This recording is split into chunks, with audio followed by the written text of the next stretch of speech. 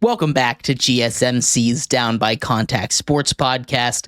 I am your host, Jeremy Lapidus. Today is Monday, January 20th. If you were just tuning in, we just finished going over the Washington Commanders' defeat of the Detroit Lions on the road in Detroit, taking down the number one seed in the NFC. In this segment, we turn our attention to the AFC Sunday night battle. The two-seed Bills, toasted the three-seed Ravens in a battle that could have been the game of the year. Ended it 27-25 and came down to a 2-point conversion. We're going to talk about everything that happened in that game and much more. But before we do that, remember, if you would like to be an even bigger part of the show than you already are, all you need to do is go to gsmcpodcast.net.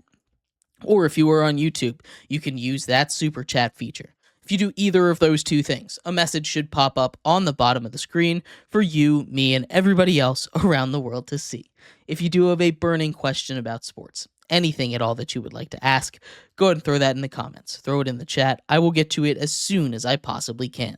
I appreciate everybody so much for sticking around, talking some sports with me here on a beautiful Monday, January 20th. But like I was saying, we are going to get into the second big game of this week between the Bills and the Ravens. This one was everything it lived up to. Maybe not the offensive explosion that some people expected it to be, but this game was amazing. It came down to a 2-point conversion. All the drama you could have wanted and hoped for in a game like this, it delivered. And it came down, like I said, to one play to tie, potentially send the game to overtime, or send the Ravens home. And it didn't go the way that the Ravens wanted to, right? Obviously, the Bills walk out of this one with a 2-point victory, but we're going to back it up just a couple steps. How did we get here? How did we get to the point where Mark Andrews has a chance to score this 2-point conversion and potentially send this game to overtime? Now, to keep this in mind, it's not revisionist history. If he catches that ball and gets in, they go to overtime. There's still a minute 33 remaining in this game. Josh Allen could have found a way to drive down the field. Buffalo still had two or three timeouts left, and they still had time to drive down the field. So that's not the end-all, be-all of the game, but let's say that it is. Let's say that would have sent the game to overtime. How did we get here? First of all, I want to talk about this. I want to talk about how it started, right? The Ravens get the ball first. They drive down the field, and they score a touchdown, looking good on their opening drive. Buffalo then answers in kind, right? They go out, they get a field goal, they look pretty good as well. Then the offense, it slows down just a little bit. Josh Allen ends up rushing a touchdown, gets 2 on the day with his legs, none through the air for him though. So his numbers through the air just look a little pedestrian. He ended up having a very good game, but entering halftime, the Bills had a 21 to a The Bills had a 21. The Bills had an 11-point lead at halftime. Apologize for that. The Bills had an 11-point lead at halftime heading into it, and this was the largest lead that the Ravens have ever had to deal with all season long, at halftime at least. They've come back from major deficits in the past in this season. They've been very good at that, coming back 5 or 6 times this season from double-digit points. But down halftime, this is not a position that they're used to being. They were able to crawl all the way back in this one. They were able to crawl all the way back to a point where at 21-19, they have the opportunity to go for 2. At that point, they do.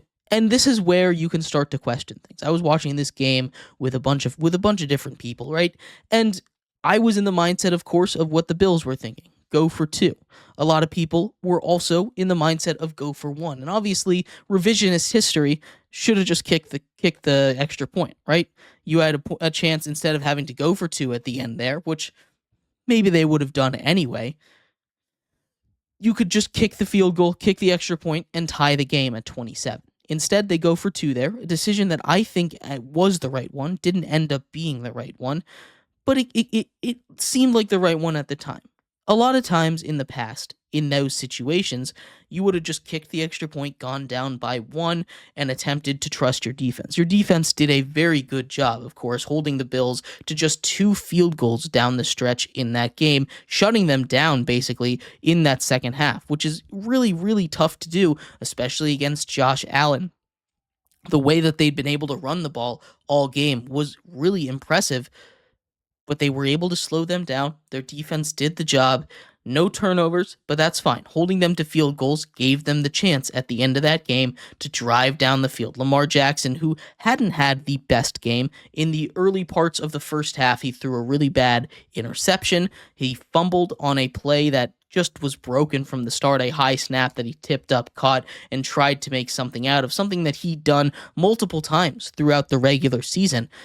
He was unable to make something happen. Instead, he fumbles it, scooped up by Von Miller, and he's able to rumble his way almost to the end zone, almost scoring a touchdown for Von Miller, taking it down inside the red zone where the Bills eventually scored a touchdown. So that's not the way that you want it to go, right? That's not the way that the Ravens planned it, losing those two turnovers in the first half. And then, of course, we get to Mark Andrews. He has been the big story in this game, right? And I want to preface this by saying it's not his fault.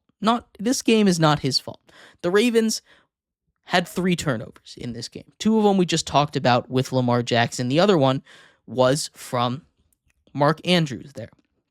And Mark Andrews gets the ball punched out in a point where halfway through the third quarter, they were driving, attempting to get back into the game.